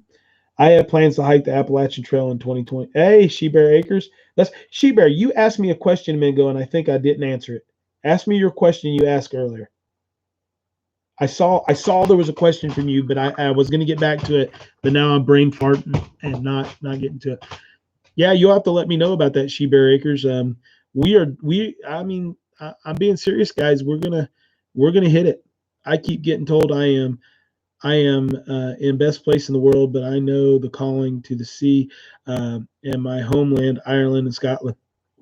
Yeah, Ireland and Scotland both are great. I will tell you this: if you go as an American citizen or any other citizen from a different country, I don't care if you are the whitest, palest guy in the world and you have the reddish hair, and you go to Scotland or to Ireland and you go in and you start talking about I'm Irish or I'm Scottish, I will promise you, male or female, you will be beaten down before you leave the country. No joke. No joke. You can talk about that you have Scottish or Irish heritage and ask as many questions as you can. But if you go in, I don't know how many guys that I saw that go and they start doing that and talking that they're Irish or Scottish, and those two cultures do not take kindly to that. And I've seen multiple men that are men get beat down by groups of people and try to help them out, get them out as best as you can. But man, It's crazy. Is a must. I got to go cross country. Oh my God, the U.S. is beautiful and the people are amazing. Every state. Thank you. Um, may never get to see them, but if you get the chance, take it. Absolutely. We're the one in Missouri going to be where and what date will be. We've had our conversation before, guys. I talk to so many people. Sometimes I get stuff kind of twisted up. From my sister's experience, every American in Ireland will ask for directions if you're pale skinned and red hair. Yeah, absolutely. My dad's heritage is Irish Scottish. Uh, okay, yeah, I have a feeling my husband would rather me not. He would come with me. I would come on my own. I think he would want me to wait. Yep, I would probably agree with that one, Mo Homestead, unless something drastically changed. Are you doing bees? Yes, we have bees. We have two hives now. We have a small hive that it's not struggling, but it's not doing great, and then we have a very healthy hive. And I'm gonna do a video on that probably tomorrow, if it's not raining. Oh, JJ, we live in the most beautiful place in the world, hands down. There may be places that are just as beautiful, but ours is right there with anybody else that wants to say this Northeast Tennessee area. Not Tennessee as a whole. I've seen parts of Tennessee that I could do without, but we are there. But we're gonna hike the Appalachian Trail, guys. That's a big announcement to say out there. I mean, we're gonna knock that one out and hopefully see a bunch of you. Um, Oh yeah, they're the hey, JJ. Irish people and Scottish people are the nice. It's like Tennesseans. They are the nicest people you've ever met in your entire stinking life. It's when you go in and start saying that you are Irish or you are Scottish, they tend to have issues with it. Do you plan on going to the HOA? Okay, so HOA for me is going to be up in the air. At one point in time, we were in talks about being able to speak at HOA about being a single parent, um, and being a single person homesteading. But this year, it's gotten so big and all the slots are already filled. Um, I'm on kind of a backup list. I will probably attend. I will not take ELYN to that. Um, so it all depends on what's going. Okay, how many solar panels do we have? I have four 370-watt panels. So we are running right at 1250, 1300 watts of power, is what we are running. And we want better batteries, and they have some great batteries right now coming off of the solar farms that they were mandated to have in the beginning, and then they have to mandated to be changed every so many years, and they're still good batteries at 80 to 90%. They're lithium ion. They're in 24-volt sequence already, but they um, they they are selling them right now used for like 800 to 900 bucks, and those batteries are would cost you $4,000 and $5,000 to buy. But that's the one thing on our system that I want to upgrade is our batteries. Um, that was the next goal, but now our goal is definitely going to be um, trying to find another vehicle. Um, so some of those types of goals are going to have to be put on hold for a while. Low homesteading life conference. Forgive me, I'm new. How do you take or not take your daughter? How do you take or not take your daughter? Oh, to HOA, I have a great mom, Fancy Farmer. If I need to do a speaking arrangement or I need to go teach a class or something like that, most speaking arrangements, she goes with me. But in the current situation, um, with the current situation that's going on right now, I would not take her to a large event right now. Um, just just not gonna do that. for her safety. But my mom will keep her for several days if need be, for me to attend something like that. I don't like to do it a lot, but she loves going. She just went up and stayed. She's supposed to stay until today for 3 days, and it allows me to get a lot of work done at times, and that doesn't happen year round. My mom grows a great big huge um, deal. She Bear Acres, did you not hear me respond to that? I saw the question. We have four 370-watt solar panels, so we have almost 1,300 watts of power. Um, Actually, a little bit more than, yeah, almost 1,300 watts. How much is that? I don't know. Somebody do the math. Um, Thanks, everyone. I just don't know the dynamics. So, okay, we do have quite a few people on here. So let me give a little background on myself for Fancy Farmer and JJ, which I know JJ's here local. And there was several others that I've seen that have commented sparsely, but I know are watching right now. Um, me, I'm Chris. Um, my daughter's name is ELYN. I'm a single dad. I've had ELYN on my own since she was roughly a year old. Mother is a professional, not a drug addict or um, anything like that, but um, chose career over children. Um, we won't go too much further in that part of it. I am a United States Marine and a retired federal air marshal. I'm an NRA certified rifle, shotgun, pistol instructor. I have been homesteading at some level my entire life. And we wouldn't have called it homesteading until here recently. It's just my grandfather grew a huge garden. Me and my father have hunted and fished my entire life.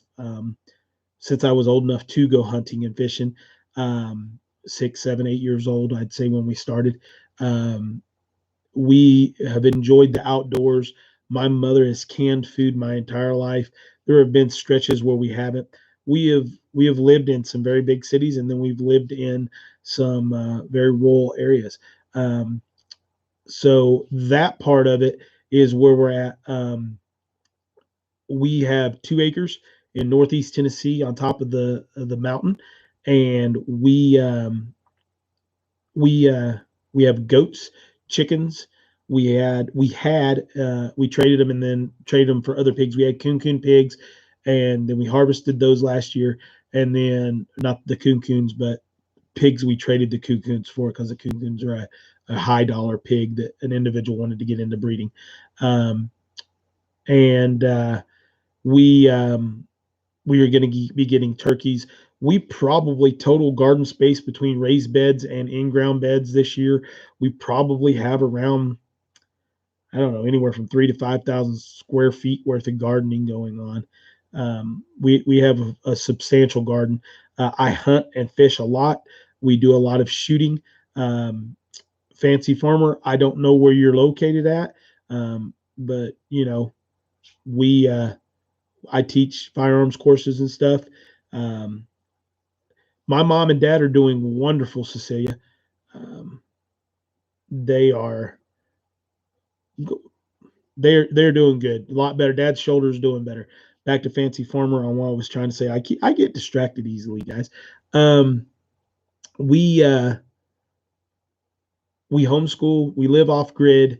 Um, we went through everything on this channel, guys, from DCS being called. Um, uh, the vegans hating on us to everything else. So, Northern VA. Okay, you're not too far away. I've actually got a class that I'm going to be teaching in Virginia, but it's a private class for a family soon. But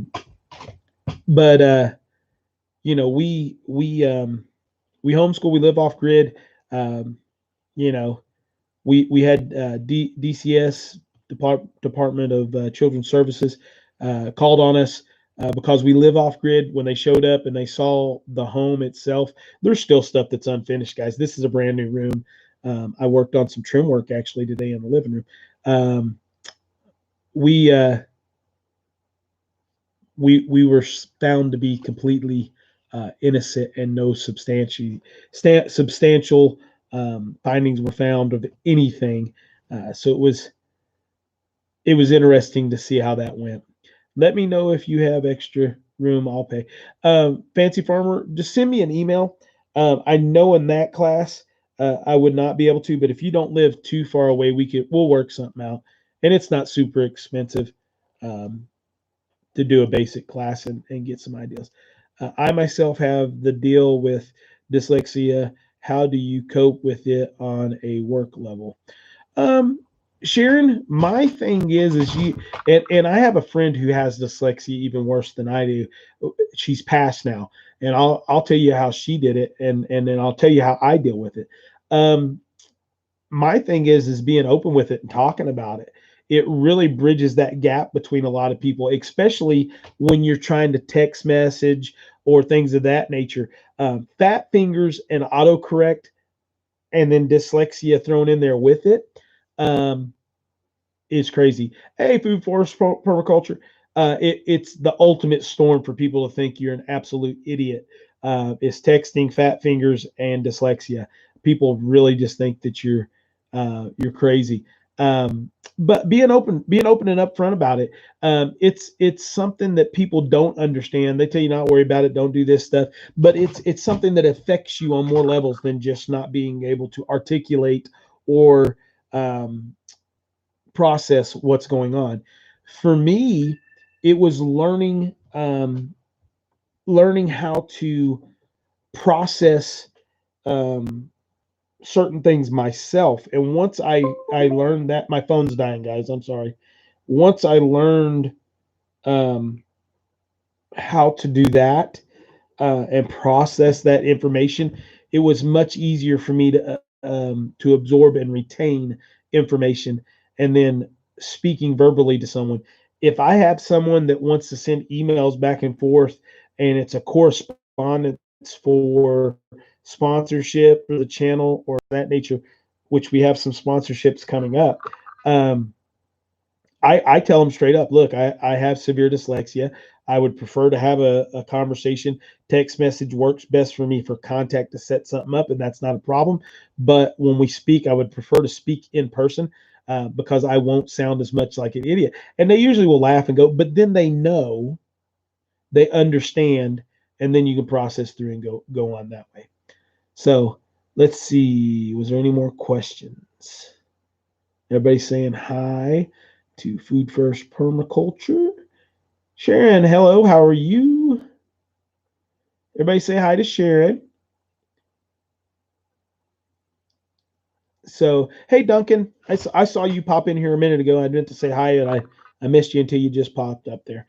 So, but yeah, that's how I deal with it. I hit it straight on. I don't let it hold me down, and we keep going. My friend Velvet, who passed away, who left me my beautiful Pioneer made wood cook stove, she actually wrote in her own little language and stuff, but it allowed her to process things in her mind that then allowed her to be able to go over and read the written word or write the written word. A lot of people don't understand that dyslexia can be in one of two ways. It can be through visual or it can be through translation. So visually, I'm looking at something, I'm processing it, my brain's processing it differently, or I can be processing it perfectly, but then outputting it differently. So I'm writing letters backwards. A lot of times it's both, but it can be one or the other. So that's it's interesting. Um, Kind of the same for me. I have ADHD and hated the medication, so I taught myself ways to deal with it, like noise in the background. So I have something to actively tune out. Yeah, and Fancy Farmer, some of the other things with ADHD that people are finding that really helps if you're at that point where you can do that is caffeine. Caffeine coffee, a strong coffee, or even a soda, which I don't like soda a whole lot. I love soda, but I don't like soda. Can um, help you be able to um, focus easier with ADHD. So I don't know if that's something that you've looked into or not. Let's see. How is the cabin coming along? What else do you have to complete? Are you asking that of me or of somebody else?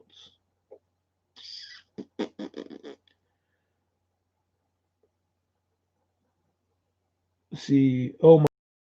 Anna will be praying God already knows. That's all the good stuff. Never piggybacks like the yuck. What happened with Mims's garden? Hold on. What's going on with Mims? I missed that.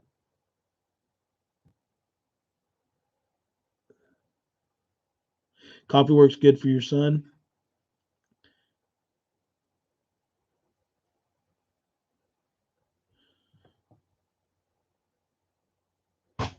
Okay. Um, are you talking about this one that we're in right now, Cecilia? Because the house is coming along great. We've got some more little stuff that we need to do. Um,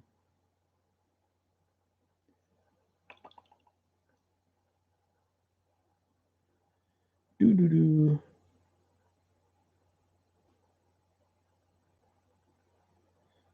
I harness my defects so I can do better. And I am local, and please let me know if there is anything I could ever help with.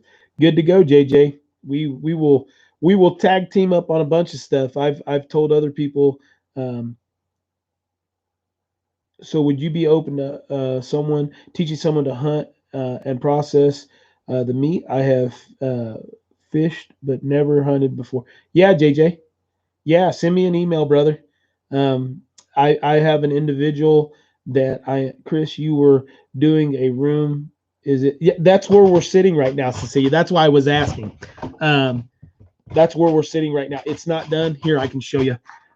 We have this wall to do, which will be like a pattern of this same stuff, but that one wall needs to be done.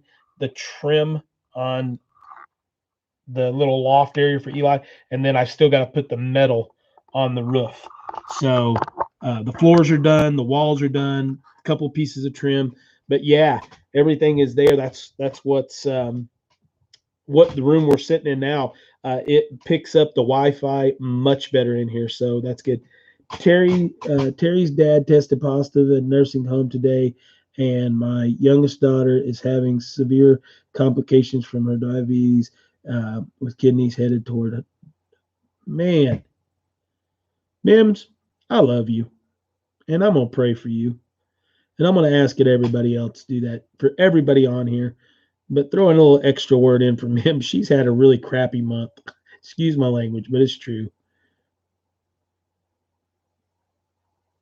Yeah, not just advertising for Lowe's. I wish I could pick them up as a sponsor. It would definitely make things a lot easier here um, on the homestead. Uh, I would say that's our biggest splurge is just going to. Uh, you were on delay. There's JJ. There's my email address. Mims just threw out there. So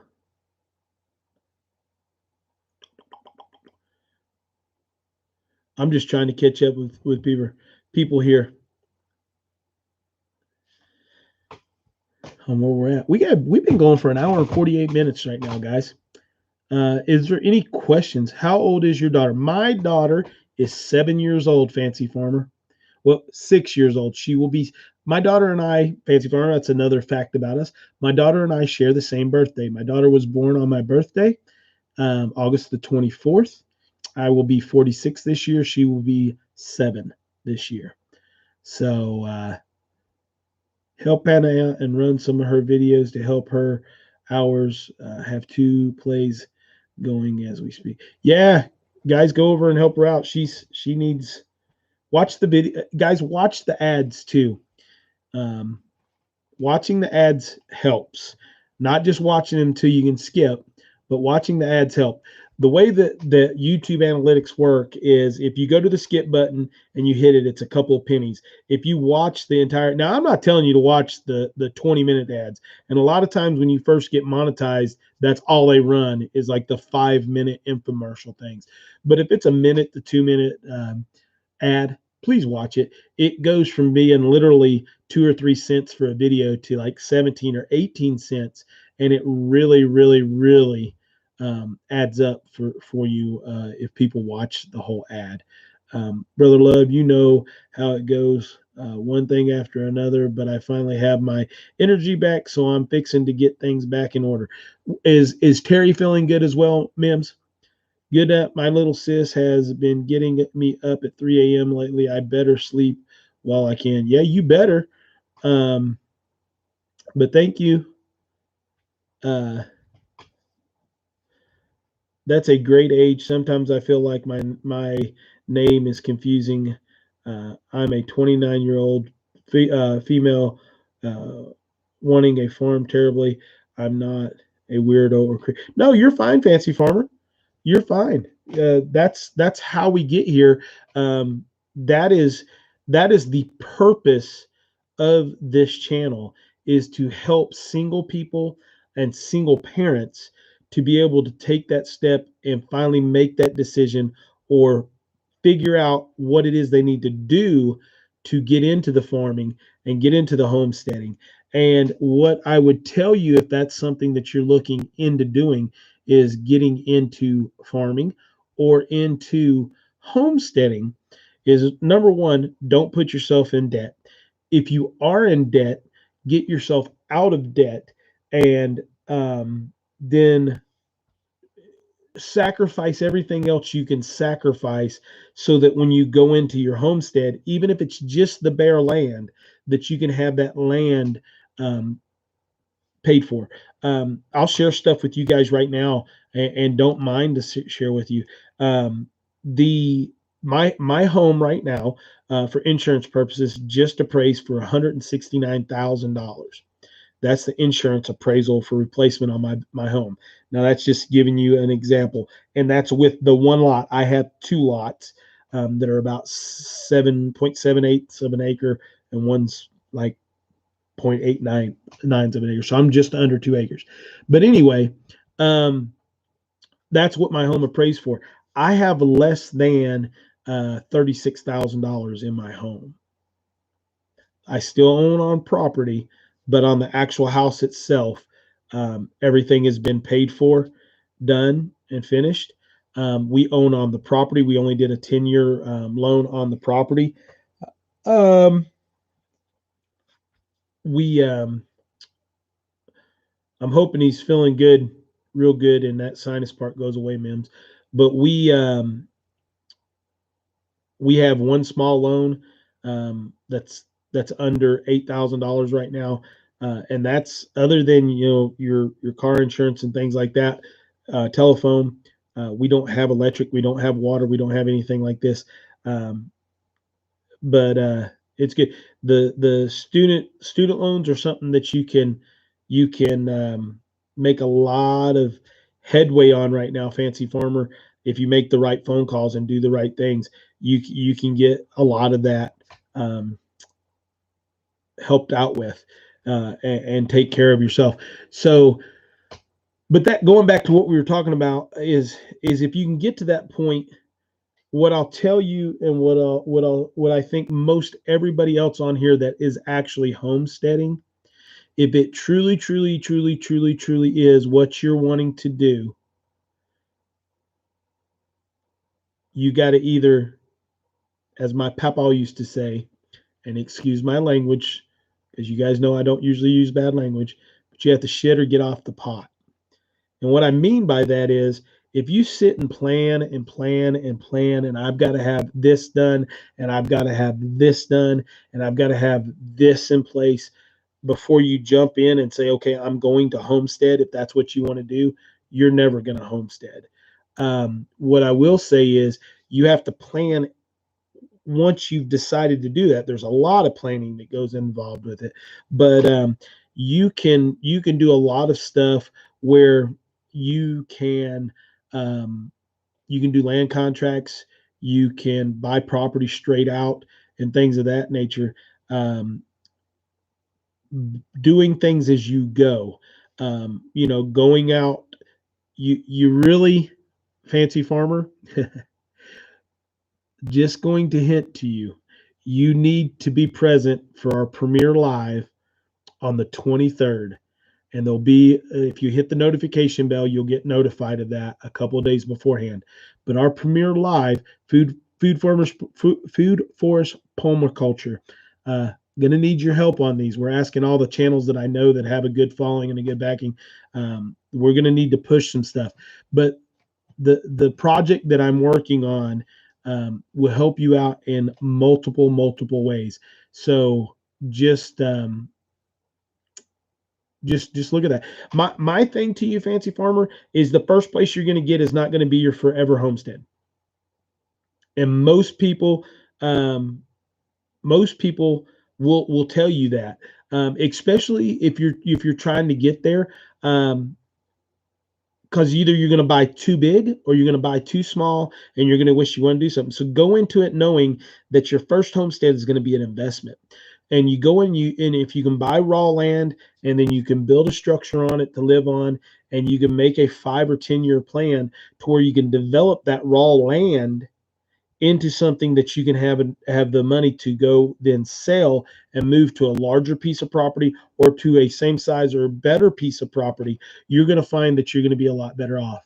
Alternative energy is a great way to save money once you do it. It does take an investment up front. So what I would suggest is, if you can come up with enough money, I know in that Northern Virginia area property, out, if you go out and get towards some of the mining properties and stuff like that, you can do that. Hey Colton, love you too, buddy. Good night. When you get into that, if you can buy a piece of property straight out, you've already beat the game. Okay, you've already beat the game. When you're looking for property, we can talk about that too, on things that you need. If you're looking for raw property, we can make that in a week or two. We've already got our information for next week, but fancy farmer, be here next week, and I'll let you choose subject, and we can talk about how you purchase property, and we'll talk about the things that you need to do. And you may already have a piece of property. If you already have a piece of property, that's a whole different story we can go into. I inherited a vacant acre from my grandparents, but had to sell it due to not being big enough in the right direction to build on. Now we have an acre with a house on it, and it's easier to farm. There you go, rustic farmer. I'm living in my childhood home and have started a garden where we had one when I was a kid. This year has been an eye opener and definitely been my wake up, that living off the land is what I need. Living off the land is what God prescribes for us, and most every other religion talks about Mother Earth, about this wonderful gift that, in my opinion, Jesus Christ gave to us, that God gave to us, and that we are here. And that is what we're charged with. That's what we're supposed to be doing. So um, keep that in mind. But that's what I would. That my advice to you is, if you're debt free and or really close to debt free, don't get into a bunch of debt to go buy a piece of property.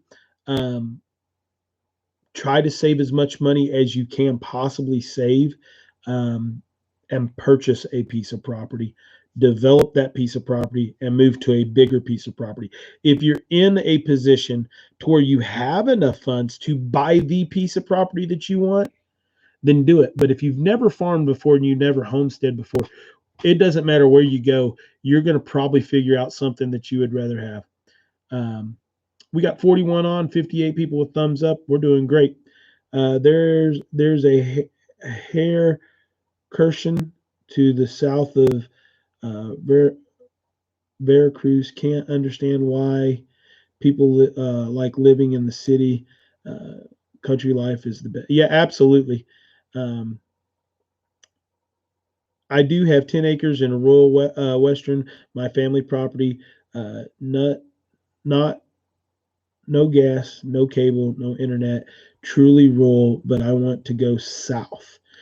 Okay, is it here's what I would say to you, and that, and guys, I'm not trying just to talk to Fancy Farmer, but it's all stuff that relates to everybody and that all of you can help her out with as well. Fancy Farmer, is it a place that your family will, I mean, and here's something that you have to really think about. Is it a place that's vacant that they would sign you a 2-year lease on? And the reason that I say that is God love family, but if you're in a position where you have even one person and it's a communal project that's owned by multiple people, if you can take and get the lease, a year or 2-year lease, what you're going to do is you're going to refine and hone your skills um, before you get to where you're going. You're also going to have a lot of that infrastructure that you can move from that property, which that is a perfect position to be in if there's 10 acres that's available to you. But I would suggest go do that for a year there. Learn and hone your skills on your gardening and on your raising your animals and building your structure. If you're single, if do you have children, Fancy Farmer? Um, Not trying to be too personal, but how you're going to handle certain situations on that way. And then during that entire time period, pocket every penny that you can pocket away. So then you can go south and buy property. Um, and I definitely would agree with you. If you're living in Northern Virginia, you need to come south. Um, Northeast Tennessee is a great area. So check it out. Land prices are still good. I saw, who was it the other day did the top 12 states for homesteading, and they lived in Idaho, but they chose Tennessee as number 2, but said the only reason that it made number 2 was because they actually lived in Idaho. So that made me feel really good that that was somebody else. And they pointed out Middle Tennessee to this area. I'd be great with half a hectare. That's 500 square meter. Yeah, I understand hectares too, but yeah, Joe, how much property do you have or have right now? You're actually doing some planning and homesteading and stuff, right? I know you've talked about certain peppers and stuff that you're growing. We already own it. It's family property, but there's nothing there, including no livable structure.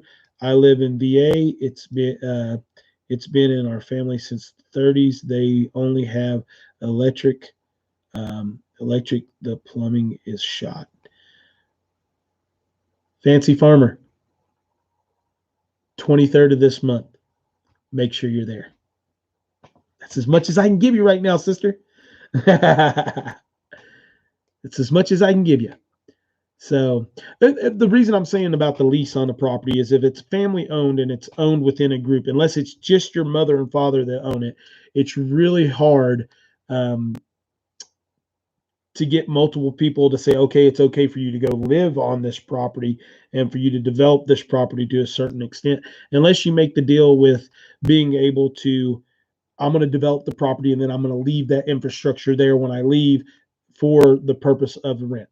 Um, there is a 1940s tractor that I absolutely love, and through some miracle, it works fantastic. Hey, 1930s and 40s tractors, even 50s tractors, are the best tractors that you can own. What state do you would you say is a good place to homesteading? I heard Southern Missouri. The Missouris are awesome. Arkansas is awesome. Tennessee is awesome. North Carolina is a awesome homesteading state, but tax wise is absolutely horrible. Um, if you can handle being 2 degrees away from hail and heat, go down with Mims's Garden in Mississippi.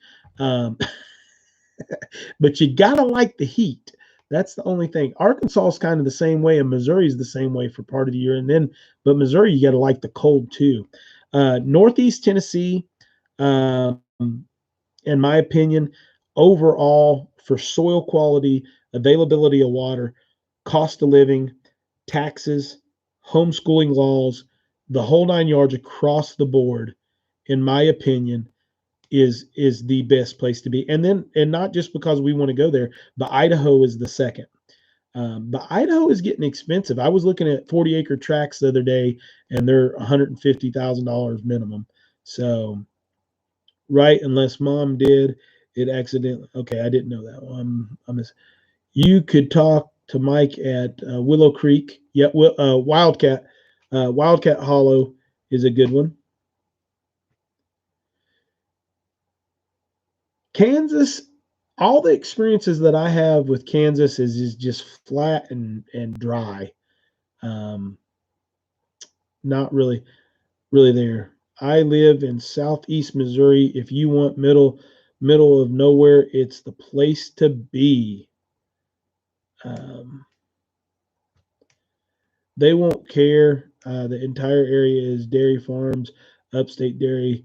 No one lives there. The neighbor mows. We just pay property taxes, which is really low because it's unlivable to the New York standard. To the New York standards. I would go hit it up, fancy farmer. Did you say if you have children or not? And you may not want to. If you don't want to answer that, just say no comment or just ignore me right now. Um,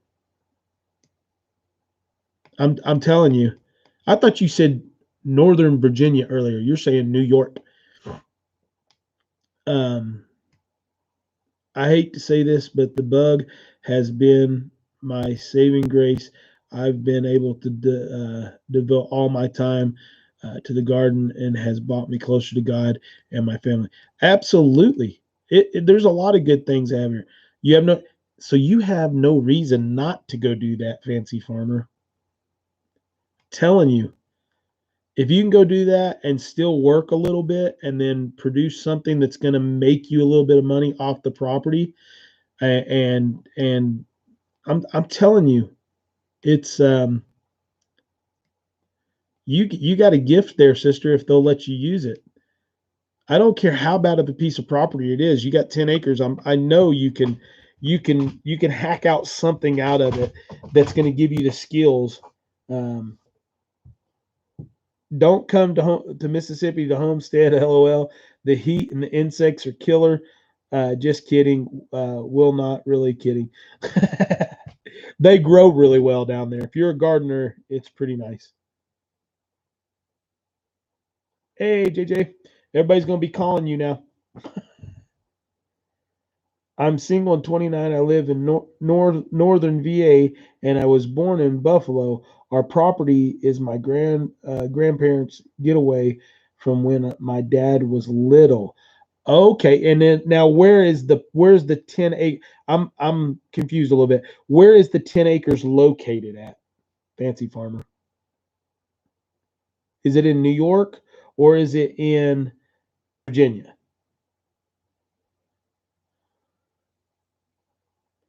You could do so much with that much land. Even if it's bad land, you can make some things happen.